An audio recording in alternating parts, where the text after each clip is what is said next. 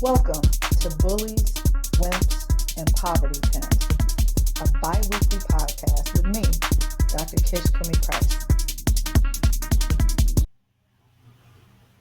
Hello, welcome to Bullies, Wimps, and Poverty Pimps. I'm Dr. Kish Cumi Price, and this is a follow-up to our last episode about private prisons. Just wanted to provide an update. And I apologize. I know last time we had some issues with the noise in the background, so you weren't able to hear my closing in totality. So I wanted to share some shout outs. Our family is extremely grateful for the Tennesseans for Historical Justice and for Justice Action Network for their support. And we hope that we'll be able to add more organizations to that list.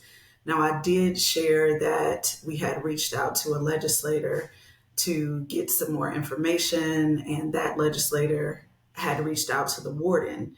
And this is all about, if you don't know what I'm talking about, you need to go back to the first episode or the one before this one on private prisons. I'm sharing the information and the update on the status of what's happening with my brother's investigation. So my brother was murdered at Hardeman County Correctional Facility, which is owned by the state of Tennessee, operated by CoreCivic.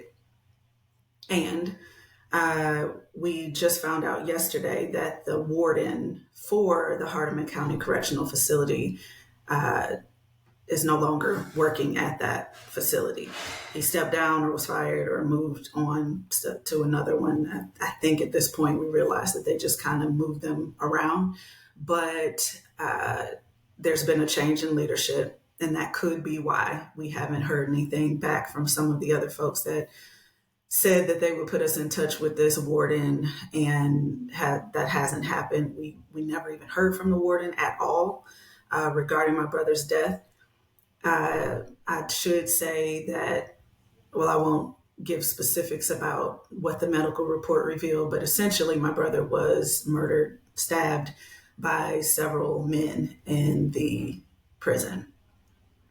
And we only know that information from the medical report, so we're still waiting for the autopsy report. But in the midst of all of this, we were seeking answers. We were trying to figure out what's happening, how could this have happened, and who's responsible, right? We have our theories. We have some information that's actual factual to support it. And I know some people have reached out and mentioned legal action, which is happening separate from what I'm sharing with you today. But I think it's important for us to highlight the injustices that are happening, because it wasn't just my brother who was subjected to this treatment. There are people still being subjected to this treatment, and people before him that were also murdered in that same prison in the same manner that we are being told that this happened. And so I wanted to share, maybe 2 years prior to him being killed in that same prison, Mr. Coleman, a 34-year-old, had the same kind of death that he experienced, where it was no report to the family about exactly what happened. The father of Mr. Coleman shared this information publicly a couple of years ago about how devastated he was to get the same kind of cold call that we received, saying that his son had passed and no other information. And pretty much the leadership trying to avoid speaking to families at all about anything.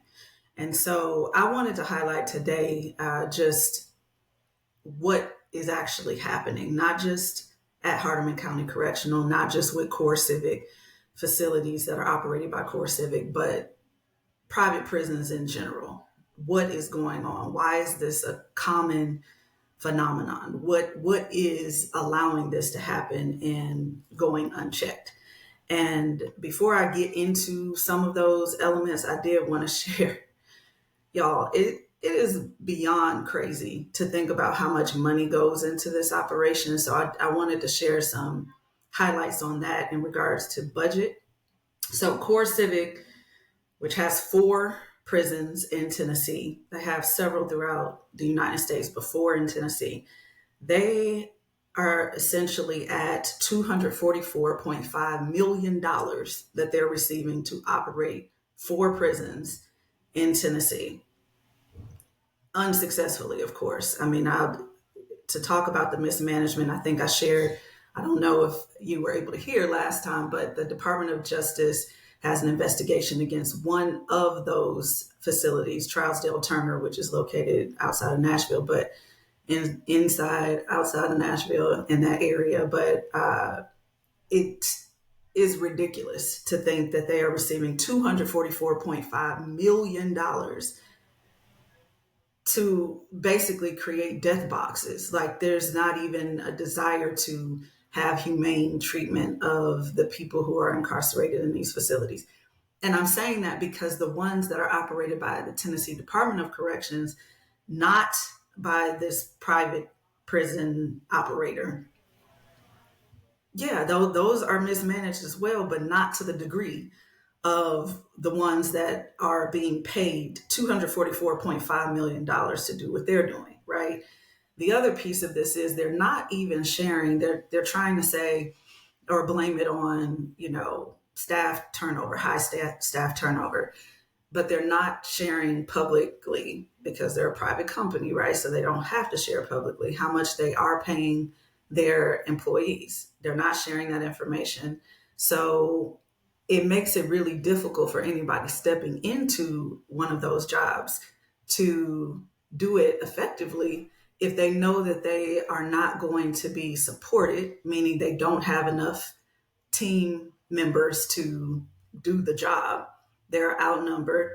It's not ran safely, so they feel like they are in danger. They are in danger being in that position in the facility.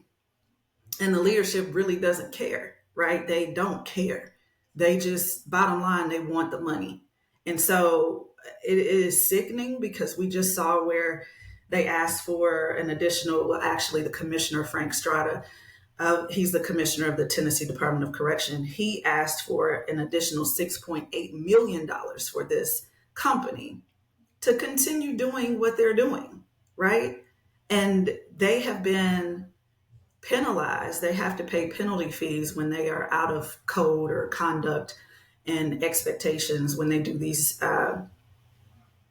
accountability reports and try to, determine if they're out of code. Well, they owe almost $45 million for being out of code, yet they're also being supported by getting more money added to their bottom line.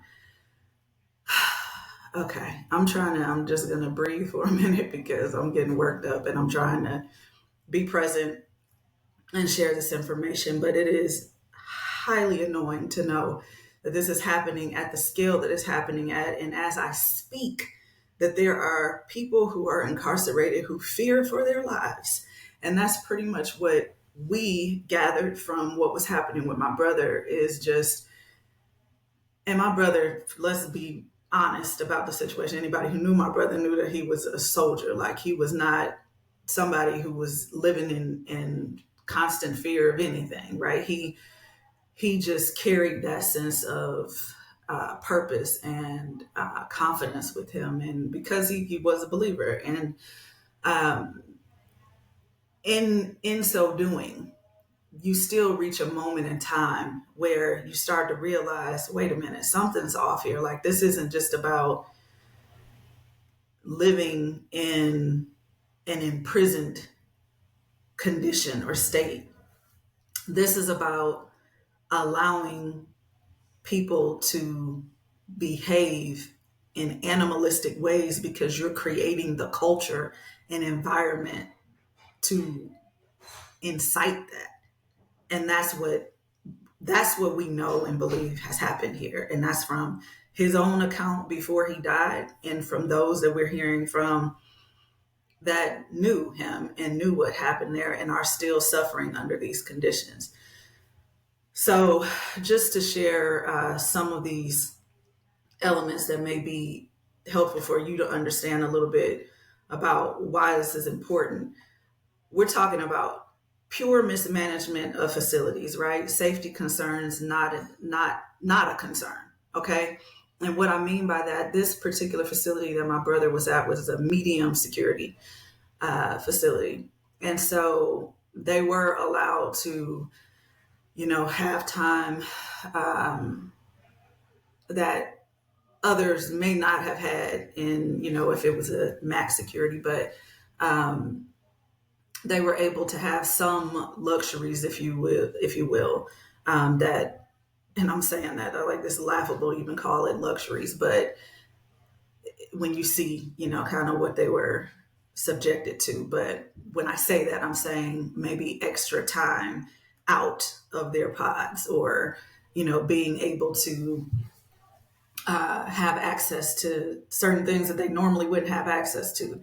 And it was a luxury to them, but not something that's supposed to be permissible. And what do I mean by that? Let me share. So phones, having access to personal phones, that's not something that's supposed to be allowed, but this was common, right? For them to have their own personal phones, it was common behavior. It wasn't, oh, let me hurry up and hide this because somebody's gonna know. Like, it was common to have phones for people to record content, things that were happening in there, to be able to share with people. Now, why would this not be a lockdown situation? Like, why would this facility not push back on that and try to ensure that they were confiscating phones and weapons that were being created? They knew these weapons were out there, that they were creating weapons, and it happens in a lot of prisons, right? But usually there's a safety protocol where they try to confiscate, they do a sweep, or what. None of that's happening there. Okay, they know they have them, they let them have them in mass quantities. Okay, phones, same thing. Well, here's what you should probably know. Phone calls are recorded in jail and prison, when it's on one of the prison phones or jail phones. When they are allowed to have their own personal phones, those aren't recorded. So you're not able to know who's saying that we're being mistreated in here, or there's been another fight. And because they don't have to report on all the fights, they don't have to report on when somebody got stabbed and, survived but came really close to death. They don't have to publicly report that every time that's happening, right? But when people are able to have phones and call their loved ones and tell them this is what's happening in here, it keeps them from the accountability piece. Because what can we do? Like, what are we able to do when we're on the outside looking in and not having anybody to truly advocate? Now, let's say somebody say, oh, talk to the legislator. Okay, so let me give you an example of that. We were put in touch with a legislator who was supposed to be seen as an advocate. Somebody could help us to get closer to answers as to what happened to my brother. Very sweet, very kind person, just returned my call over the weekend, said that he knew the warden personally. He was going to arrange a meeting, and maybe in his heart and maybe in his head, he really planned on doing all of that. But what ended up happening, because, we're looking into things, trying to figure out what's going on. And my sister, we were talking, and she was just like, oh my gosh, I just looked up and saw that one of his main funders is Core Civic. So,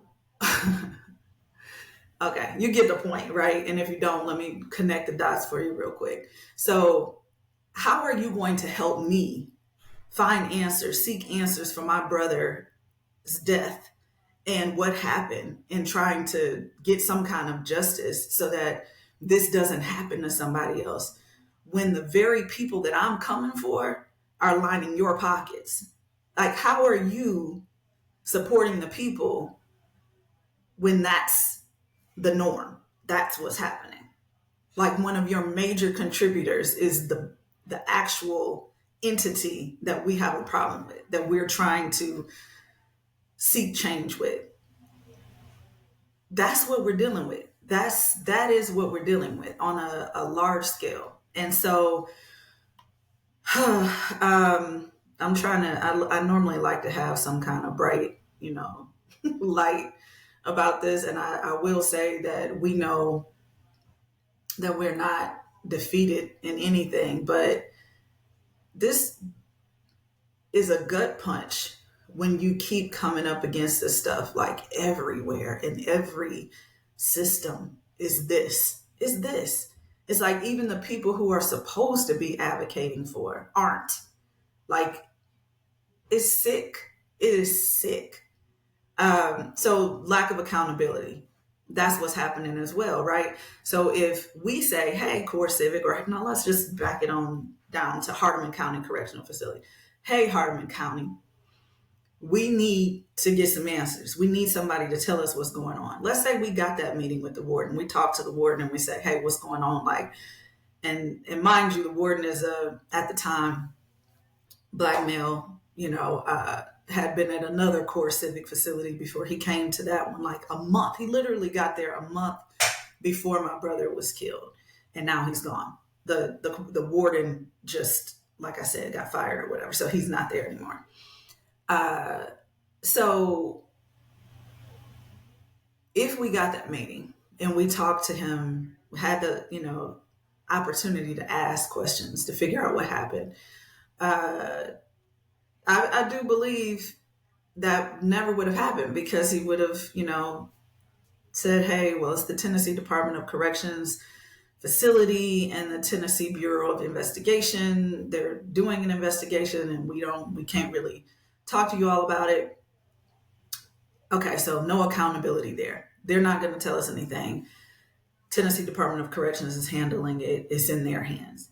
So then when you go to the Tennessee Department of Corrections to get answers, then they are supported by the commissioner, being Frank Strada, who makes comments like Core Civic is one of our greatest partners in population control. What? So we're ignoring all of the deaths, the disparities, that there's such an increase in deaths at Core Civic operated prisons compared to those that are not operated by them in your state, and they're a good partner in population control. Like, what are we talking about? And I don't know, I feel like I got some noise discrepancies last time when I said this, but on the previous episode. But to me, this is a direct reflection of people trying to get over, trying to benefit, undervaluing human life, assuming that everybody who's in prison deserves to be there, number one, and that they deserve the treatment that they receive when they get there. And what I said was that any of us could be there at any point in time for any reason. And if you don't know, ask about those who have been wrongfully convicted. Ask about those who have committed acts of criminal intent while not even aware of what they did. Like, does that say now you're innocent because, well, you weren't, conscious in knowing what you did, and so it wipes your, culpability away, or what? No. Yeah, we understand that. But if somebody is mentally ill, they are not mentally present, they're not checked in, that means that they need, number one, care, they need treatment, and they need to be in a different setting than being in the setting with everybody else, right? Who was present in mind when they did what they did. And that was a piece that we were very much annoyed by, is because for my brother, who suffered with depression and substance use disorder, he was ordered by the judge.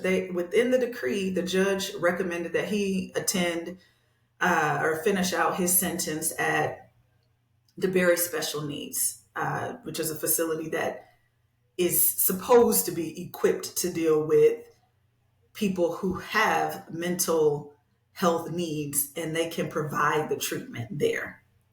That's what was supposed to happen. That's where he was supposed to go. He was never admitted there. He ends up at one of the worst prisons in Tennessee. And they didn't attend to his mental health needs at this particular facility. So that's not just happening to him, that's happening to a lot of people. And so I don't even go into what happened in his sentencing, but I'll just kind of highlight that I was able to testify on his behalf and literally had the judge, as I'm sharing with him my brother's journey and how the school to prison pipeline affected him and allowed him to be in this space where he was pushed out of schools into detention centers and down this road, but never having his needs addressed, and explaining to him how real the disparities are of Black people being imprisoned compared to their white counterparts. He looked at me as if I was like making up something, like pulling something out of the sky and just making it into something that didn't exist. Like he really, if he didn't know, it was a really good act. Like he really was believable in his ignorance. And like I said, maybe he really is that ignorant, but it was strange because I'm like, you sit on that seat every day, sending Black people to jail more than you in prison and giving harsher sentences more than you do for the same white people who do the same things or less. And you're acting like you don't know that that's what you're doing and that other people are doing that too. We're going to pretend that that's what this is. And so anyway, I hate that this is what it is and that is continuing to cycle in a way that feels very unstoppable. But I'm bringing this up because I know a God who is able. He is able to do more, exceedingly abundantly more than we can imagine, ask, imagine, or think. Okay. And so that's what we're hoping and praying for. We're not on here appealing and asking for the men who were involved to be given life on life on life. That ain't what it's about for us. What we are concerned about is justice in this, right? Calling out the fact that this is happening, putting a stop to it, and ensuring that the right measures are being dealt here, because people who need help need help. And if you're saying that that's what you're doing, then do that. Don't call yourself rehabilitation nothing if you're rehabilitating no one. Like, what are you doing? This isn't correctional. Correcting what?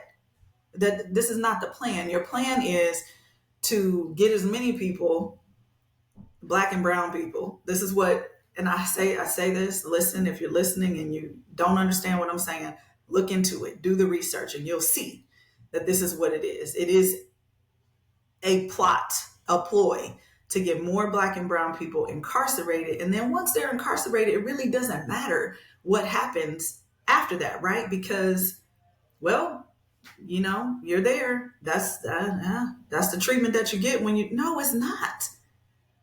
That is not what's supposed to be happening. That's not what these private prisons are getting paid to do. That's not what the paper says.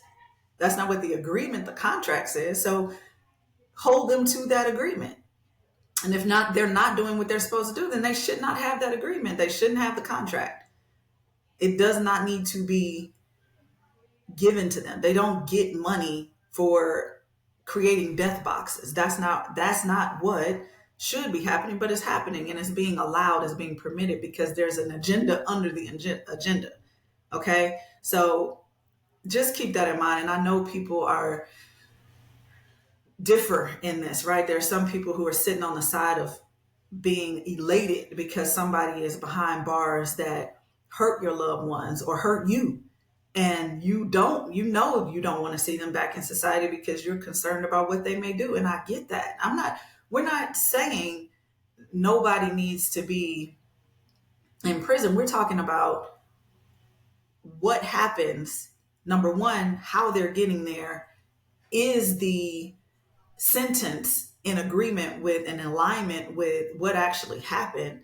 And then how are they being treated when they are there, right? Because what's the point of somebody serving their time, coming out, and then doing the same thing or worse? Okay. So I definitely believe there's an overrepresentation of mental illness that has not been addressed, and there's no real plan to circumvent this issue in any way or address it in any way. The goal really is for people to just run around and pretend that it's not happening and not address it as a real issue. There's inconsistent treatment, meaning you may start out getting meds and then there's a discontinuation of the meds that you're supposed to be receiving. So what happens when that is going on? Well, when you have facilities ran by operators like Core Civic, they're allowing drugs. They want drugs to come in because it allows for them to get to their bottom line, which is get the people in here, let them kill each other off, open up more beds for the next ones, and you keep getting the money. Okay, that's the cycle we're talking about, and I'm just being real about what it is.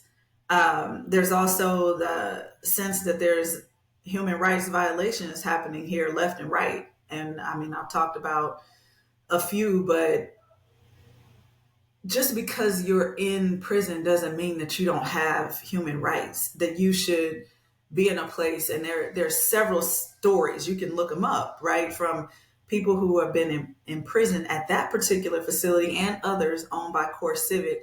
And it's so eerily similar when you hear these family members saying the same things that your loved one said to you about how things are done there, right? That is all gang ran, like the gangs run the prison, right? There's not any question about that they're allowing drugs in, that the warden actually made a comment saying, we are okay with you. We know you're going to do drugs and that's okay, but just don't do fentanyl. Don't OD on fentanyl. What? Like this?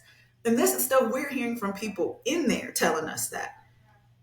So this stuff is happening, and then you hear it, this happened a year ago, this happened 2 years ago, this happened. So this isn't something that we're just making up. This is real.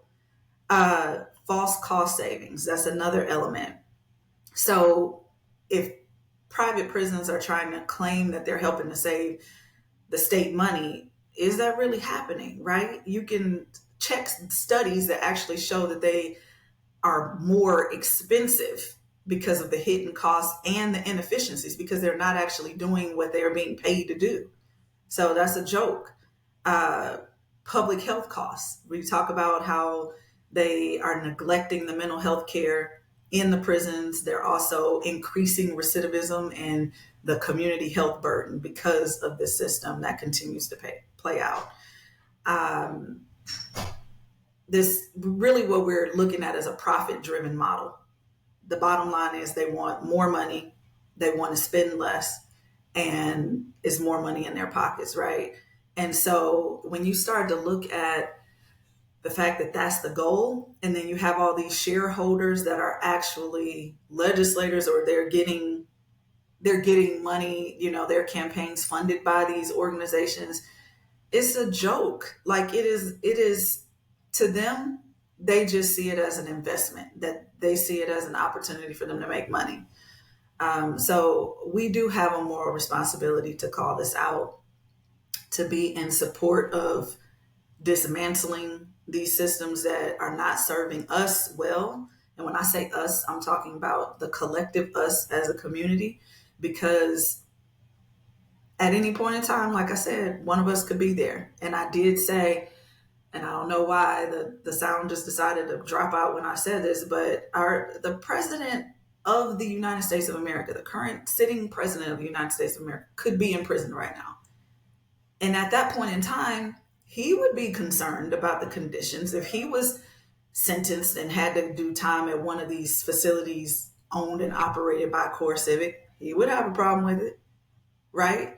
And so I hope we understand, because I feel like this happens time and time again. Like, people don't care until it hits you, until it hits your home, until it is you in that situation.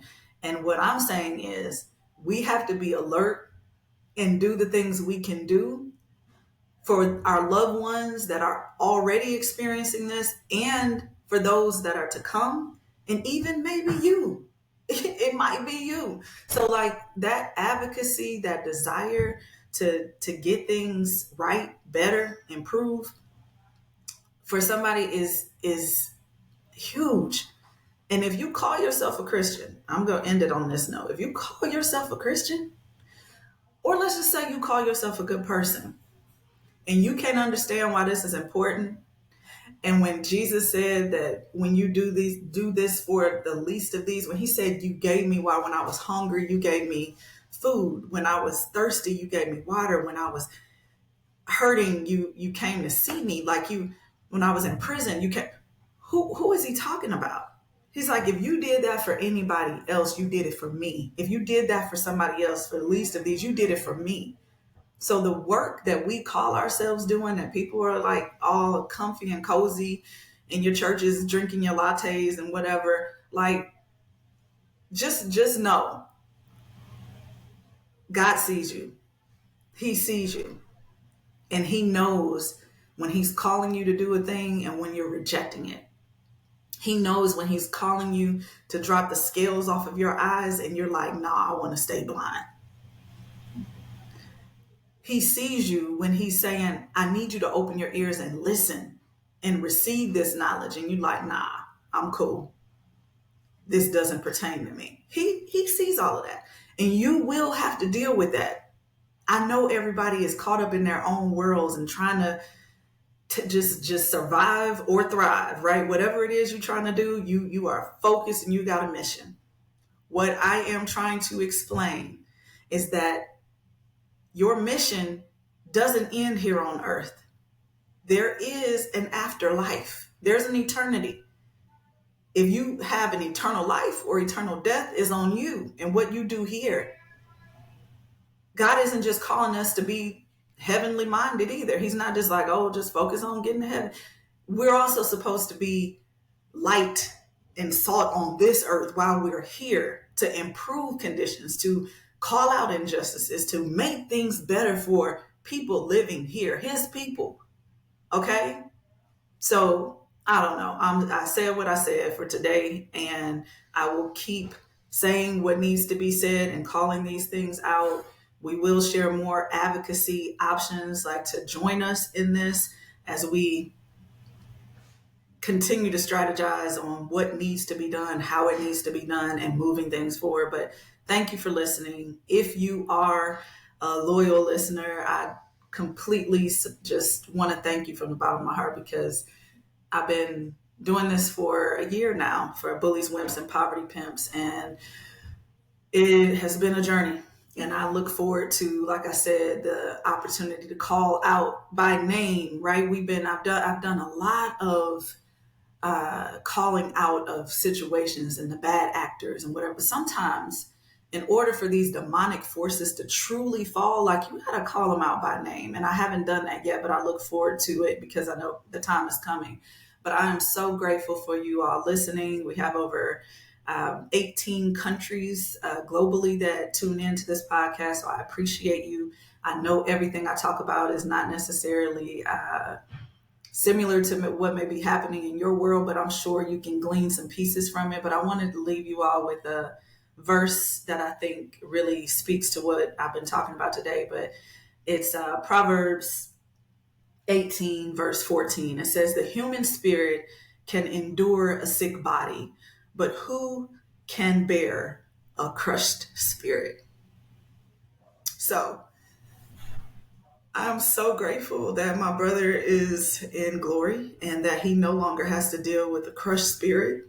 But I'm so sad for those that continue to have to deal with this. And I just pray that you will join me as we figure out our next steps, that you will, the first step is prayer, right? And I'm praying for everybody who's incarcerated right now, whether you know that you did what you did and belong there or not, you need help.